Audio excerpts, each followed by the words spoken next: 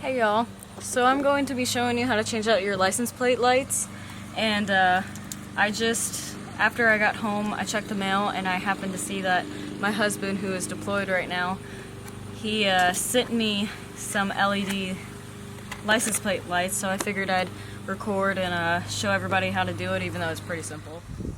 Alright, so first you just pop them out, and then you twist the main bracket where your bulb actually goes. You just twist it because it has a little lock thing, and somehow you're supposed to be very careful because these bulbs apparently break, but you're supposed to be able to get it out just like that,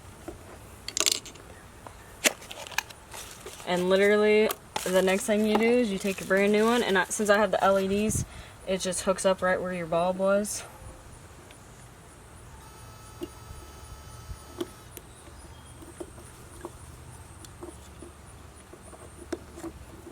And then you stuff everything back inside, and you click it in place and lock it.